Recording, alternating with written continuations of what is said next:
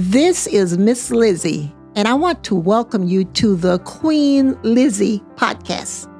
Together, we will go through the history of Rosewood, Florida, and watch as the once prosperous town rises out of the bloodshed, fire, and ash to reveal the people, the memory, and the legacy of Rosewood. Watch every Thursday on Facebook and YouTube, or listen to our story on Apple or Google Podcasts, Spotify, iHeartRadio, or wherever you find your favorite podcasts. Hello, everybody. I am Lizzie Robinson Jenkins, representing not only the Rosewood Foundation, but the personal testimonies and history of cherished friends and family. You are now watching the Queen Lizzie podcast, number 135, episode 135, with friends and family.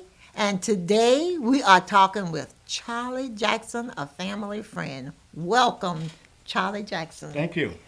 All right. He is here today to talk with us about veterans and other social issues, but I just want you all to know that he is so very into the community, working with the veterans, and he has been doing this, and I'm going to stop it right there, and I'm going to let you share with us what you would like for us to know about your passion, the veterans. Oh, good. Thank you. I'm a veteran who served in combat. I served in the Gulf War in 1990, and clearly passionate about our veterans, and also passionate about ensuring that, Lizzie, that the veterans are getting their benefits. Yes. That are associated with many of the ailments that they're experiencing. And to that point, I think it's very critical and very important that we continue to reach out through various forums, various communication, various means, even through your podcast today. Yes. To veterans, that they certainly should be getting the benefits Right. from the Malcolm Randall Federal VA office here in the hospital, because in the state of Florida, we have more veterans than anywhere else across the entire country. Really? And the hospital here in Gainesville, in fact, served more veterans than any other hospital in the entire country. So they come from other states to here in Gainesville.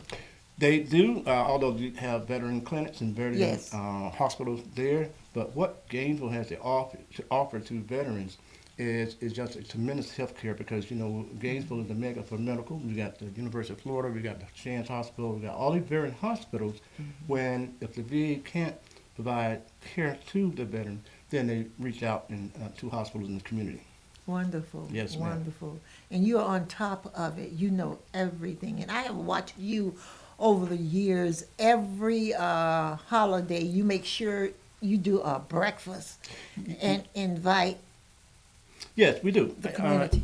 Each year, we provide a breakfast to veterans in our community, where we have varying organizations, such as your organization, to help sponsor. And I thank the Zaders, Veterans Yes. Sorority, who do a lot of other community service, and we certainly appreciate that.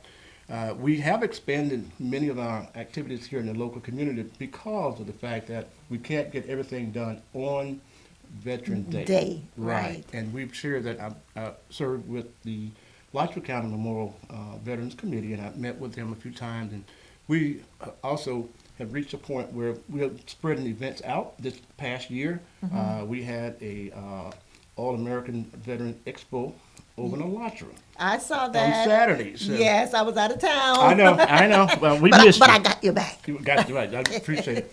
Then also the 1,000 Voices had an event over at the TV McPherson on Yes. Saturday. And, of course, the Omegas had the Benjamin Davis and Charles Young breakfast Yes. on Veterans Day. And also the key bigger event was out at Kannapaha Freedom Center with the Litchfield County Memorial Committee. So Yes. you're right. I'm very passionate. Active. And I come from a military family. I know. And- I and- know. And all of my brothers, 5 brothers, we all served in the military. My grandfather, I love that guy. that guy, I Walter love Jackson. that Walter guy. Jackson. Yeah, he served in the engineer battalion back in World War One. Yes. He served in France. Yes. And back then, we had a segregated military. I know. And it was those guys who served in World War One who bridged the gap and changed a lot of how we enjoy freedom and democracy in America today because of what they experienced in World War One, which was our very first time deploying American soldiers overseas. Exactly. And since that time, we've learned a lot from that. Right, from World War One, and like you said, it was very segregated. And I was not here, but I was on my computer at my church. We have 15 veterans, and I recognize them via internet. Yes. Okay, we have one soldier there who was World War One, colored troop, I think they called it Right. back then. Right. And I haven't been able to do any research or find his family members, but he served, and he is. I have this nice big plaque they have out there at my church. Okay. But I am so proud of that young man. Don't know him, know of him. Right. But I know that he was out there working like hell to protect us. Like your grandfather. Was it your grandfather or great-grandfather? No, grandfather. Your grandfather, yeah.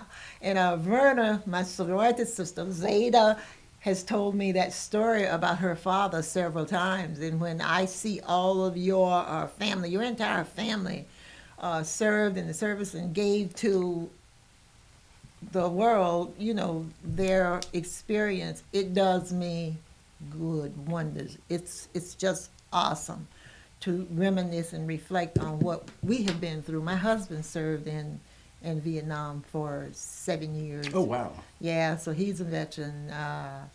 But basically in Archer, our family were farmers. Right. Okay, you know about farming. I know about farming. That's right. Absolutely.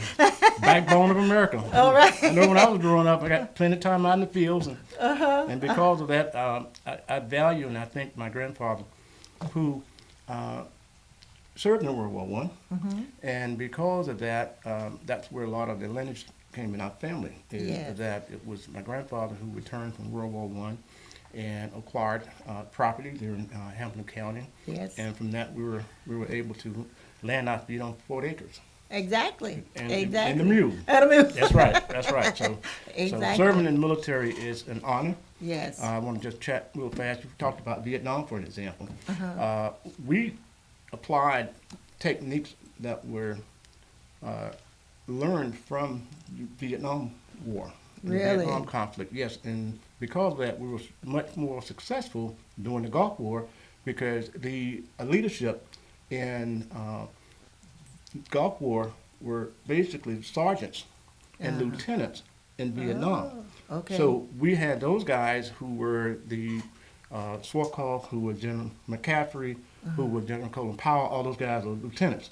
So Okay. they knew how not to prepare for war, and because of that, they provided us with the leadership and convincing the politicians and convincing the American people that going to war in Kuwait was not like going to Vietnam. We had a mission. Our mission was to get in, free the Kuwaitis, and then get out. Okay. So they had a plan. Oh, Yeah. okay. And I'm just so proud to share this with not you, but with our, you're sharing it Yeah. with me, and we're sharing it with our community. Absolutely. That we are out there, we are working hard to make sure our veterans are taken care of, make sure they are funded for what they need, and we cannot sit back and allow what is trying to happen in America today. No, we cannot get rid of our veterans because people who've never been in the service because they had spurs Right. in the foot or foot spurs. Right. They didn't go, so they don't know anything about time. I'm not calling any names, Correct. but you get my message. I got the message. Absolutely. I got the message. And so you all are so important, the veterans. And I remember the Buffalo Soldiers. They had their own, didn't they? Or was it the Buffalo Soldiers? No, I'm talking about the guys from Tuskegee. Tuskegee Airmen. Yes. Yes. Tuskegee Airmen in World War II flew the Red Tails. what you call the fighter jets. I love it. And I know that they tell that story all the time. And it was the Tuskegee Airmen who enabled the Air Force to keep these big, what they call these big bombers afloat because all other flyers were being shot down. And they took a risk and said that these airmen, although they were African American airmen, Yes. had the skills, the knowledge, and the ability to not only fly those jets, but could protect the bombers in the sky. And it was those Tuskegee Airmen who really was very, very instrumental in winning World War II. Yes, Yeah. yes. And I love reading their story. I think the last one just died, or did he? Yes, Yeah, I this think year. it was this year just passed. That's Just correct. passed, That's okay. correct. That's correct. But they have left a history here for us to remember, for our Absolutely. kids to remember. And you know what? That's another reason I like telling history, because our kids need to know that we've been there, done that. Done that. We've done more than just read about it. We have lived it. Therefore, we can talk about it. You can't express how to fight a battle in combat unless you served. Exactly. So coming home and sharing with the American people Uh-huh. the things that not only our soldiers, airmen, and sailors, and Coast Guardsmen are going through, but just I want to throw a plug in real fast Sure. to the families, the wives, the dependents that we left at home. They too are just as critical as those Yeah. servicemen. Because I can tell you one thing, I never knew what it was like to be home without a father, because my father and my granddad was all there. But when I was leaving, going to Desert Shield, Desert Storm, thank God for a wife who was very, very supportive. Supportive. And it was because of her that I never heard of problems over the 10 months I was over in the desert. And because not having to worry about home, I was able to lay out the logistical battle for the main attack of Fort Stewart against the Republican Guard forces there in the desert.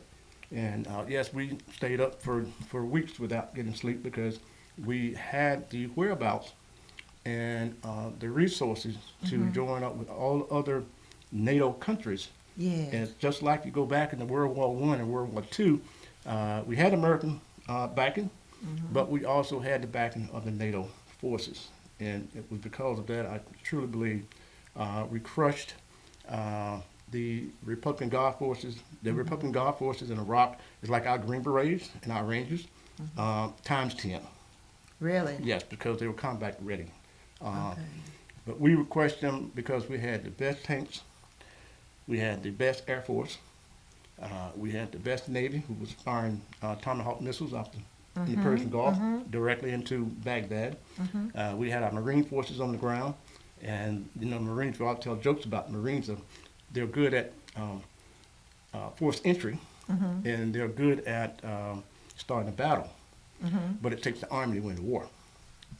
Exactly, That's right. exactly. And what you were saying, the best, America had the best. Okay. Thank God for America. I share with a lot of my friends and Conrad, like even we're talking today, there's no other country better than America. Exactly. We want to keep it And we this want way. to keep it that way. Yeah, Exactly. we have issues. We're going through some changes, Yes. but we've been here before. Right. And we know how to Right. work our way out and survive because there are folks all around the world who are looking at America going, we want to be like them. Exactly. That's right. The That's right. best. The best. The best. The best. And we're not backing down, and we're going to make sure that we are going to remain the best. We have to remain the best It's because taking all of us working without together. that, the world goes. Exactly. The world goes. Exactly. And one thing I want to talk about, get back to the benefits for veterans Yes.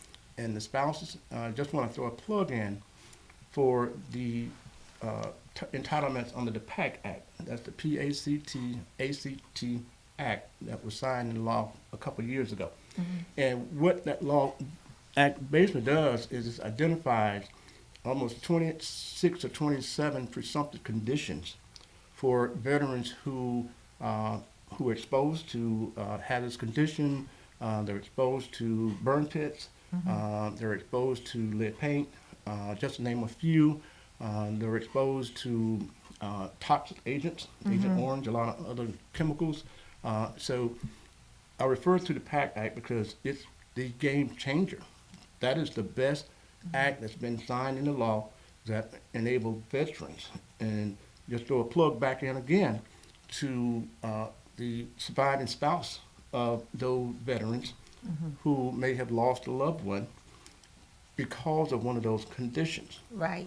That spouse then can apply for her husband's benefits to include long-term care for the rest of her life.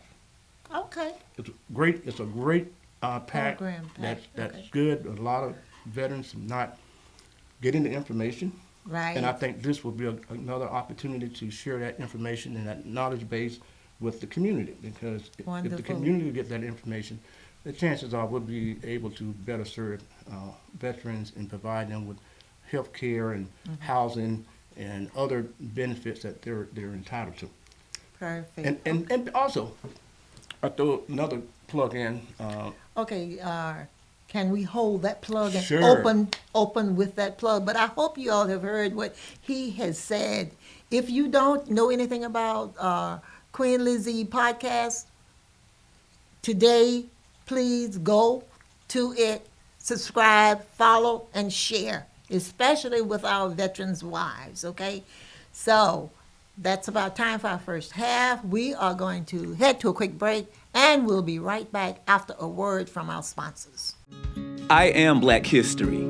I am Rosewood Black History. I am Florida and America's Black History, and you are too. January 1st, 1923, the KKK insurrectionists attacked Rosewood, killing 5, burning it down.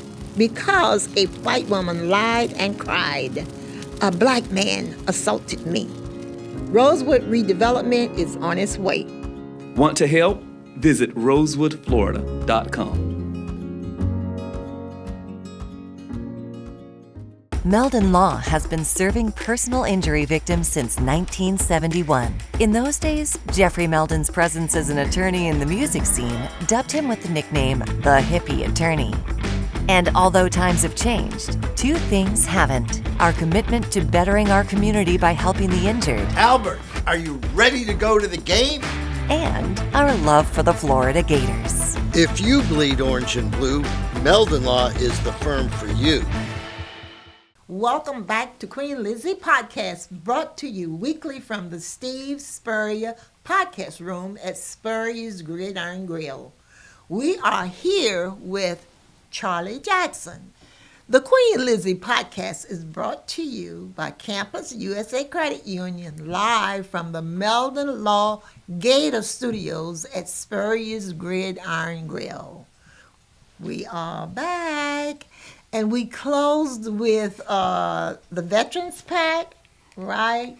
But before I talk about the Veterans Pack, let me give a shout out to our sponsors, Steve Spurrier, Gridiron Grill. Make sure every weekend there is a brunch from 11 to 3 on the weekend. Stop by the best food in town, okay, and patronize him. And the more you patronize him, the more good shows I will be bringing you with people like Charlie Jackson. And remember also Meldon Law, the best lawyer in town, because we don't back down. That's his signature message. We don't back down at Meldon Law. That's right. So patronize Meldon Law. Patronize Campus USA Credit Union, one of the best. And remember, what's his name? Jerry Benton is the manager there. And please don't forget Freddie. Freddie is all around. Freddie Weeby owns the Make It Happen production. So he is he is our production engineer. No, the engineer is Zach.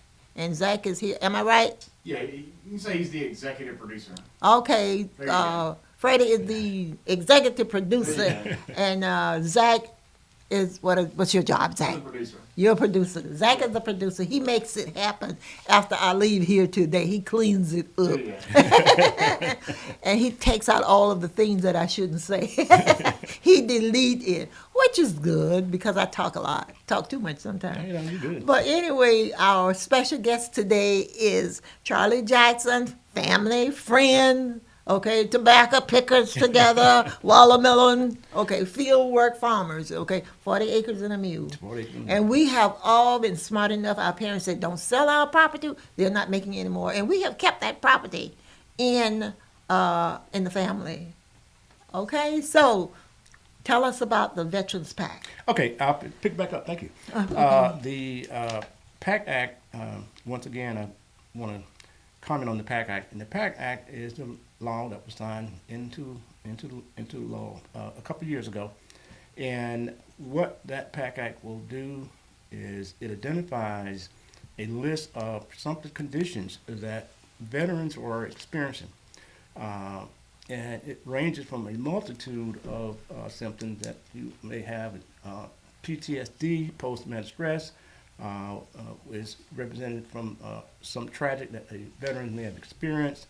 There may be Agent Orange, exposed to Agent Orange. A lot of those different types of exposure drives up high blood pressure. High blood pressure, one of the causes for stroke, and a serious stroke can lead to death.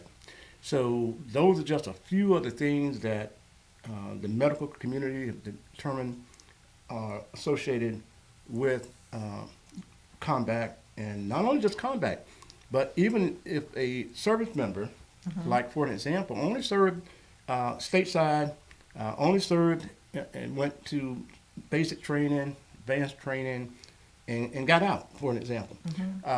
We found that on a millennial basis, to include Camp Lejeune, the service member was exposed to contaminated water, for an example. Those who stayed in the old World War, we call it World War I and World War II type barracks, you'll find one of those buildings over on the east side of Gainesville called the Cotton Club. Yes. Back then, you were exposed to lead paint because they were training on the base, or it may be an Air Force person who were exposed to what we call jet fuel from the aircraft or stationed on an Air Force base. So there's a lot of ailments that service members are experiencing because they were exposed to hazardous conditions. And for my take on that is any service member who released out of the military and received an honorable discharge, got a DD Form 214, they should go into the nearest VA and get a screening.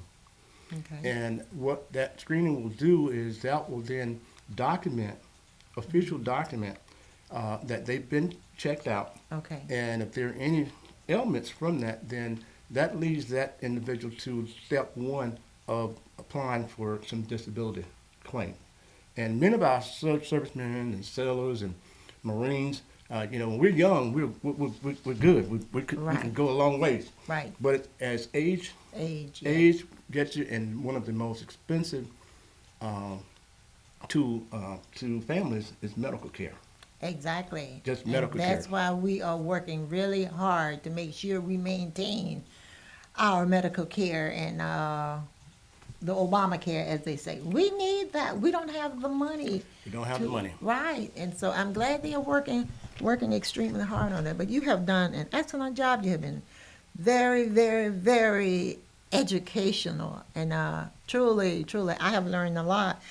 But I have some Rosewood stuff. This is a Rosewood. So I have to let you all know that Rosewood is one of the reasons I'm here, because of that important history. It may be ugly to some, but this is a history that we have lived.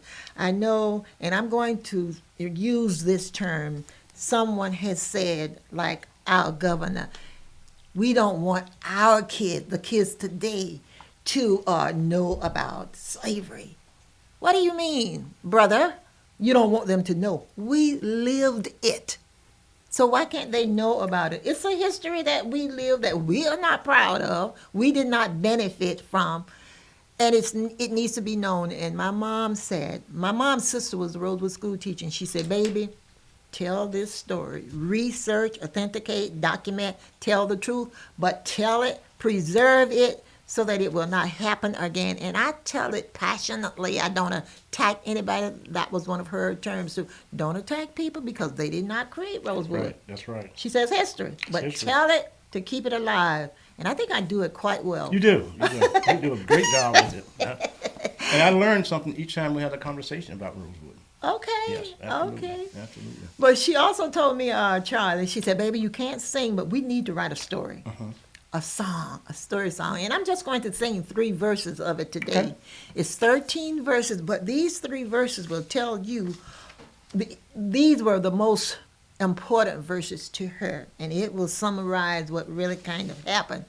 And it goes like this. The Cedar Key train conductors were told to pick up in Rosewood. Standing by the tracks with a lantern, his young school teacher stood, working in desperation to carry out the sheriff's plans, rounding up the hidden survivors to board the midnight train. The sheriff and the store owner worked around the clock. Oh, Lord, inform the train conductors just when and where to stop. Pick up the men, women, and children who were hiding out and bring them to Archer, Florida, traveling the same old route. Bob Walker and John Wright took on a daring risk, put the survivors on the train, Lord, and sent them off with a kiss. Notified the Gainesville families to be on the lookout for their kin. Told them the train was a-coming and told them exactly when. So I think those 3 verses are important to get the feel of what happened, because the lady that was on the train and standing with the ladder, that was my aunt. Oh, wow. Okay, Yeah. waiting in Yeah. Rosewood when the train came in from Cedar Key, because no one wanted to help the sheriff. He lost his job because of that, but no one wanted to help him because they said, Bob, that's the sheriff's name, it's too dangerous and we cannot put our family in jeopardy unless you do this early morning. So that's why the train left like 10-ish and came to Rosewood and did what they needed to do. We also are trying to build a Rosewood Museum in Archer, on the property where the school teacher, my mom and grandparents bought, and where they grew up. I live on that property now, and so we are working on fundraising for a museum. And you may go to rosewoodflorida.com, click on donate. You can donate to the museum, or you can donate to the scholarship, okay? But just donate. Most important, click on the button subscribe. Follow and tell your friends to subscribe. If we get enough subscribers, then they will pay us. Wow. But we got to get people and encourage people to subscribe.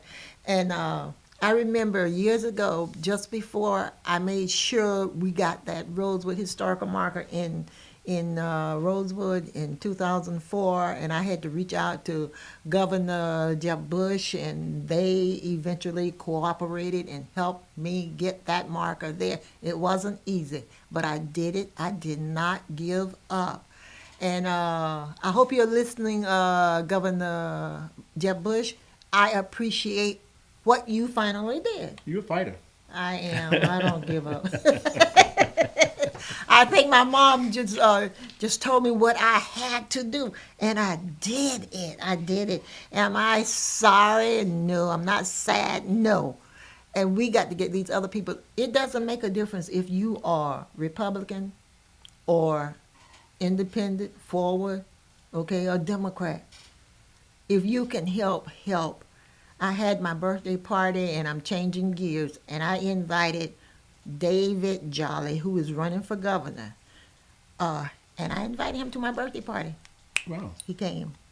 Amazing. Blew my mind. But the people there liked him. Am I endorsing him? Of course not. Because I have a lot of other friends that are running. I think it's 28 running for governor. I think so, yeah. The number keep going up. And you're running for, aren't you? Well, next term I'll be running for county commissioner, district number 2. In Out of no, but that's in 2026. 26. Yeah, right around the Oh, corner. okay. Yeah. Okay, and I hope you all hear what he just said. And if you are out there, if you are running and you want to come in and talk about it and say what he just said, you have my permission, but you got to call me. Okay, it's too Absolutely. many of you for me to sit down or contact. If you're interested, call me. You can find me at rosewoodflorida.com. Okay, and I certainly will work it in so that you can come here and you can talk about what you have in mind to do. Absolutely. I hope I get invited back. Oh, you will get invited back. Yes, you will. And we're also doing a cookbook. We're putting together a cookbook.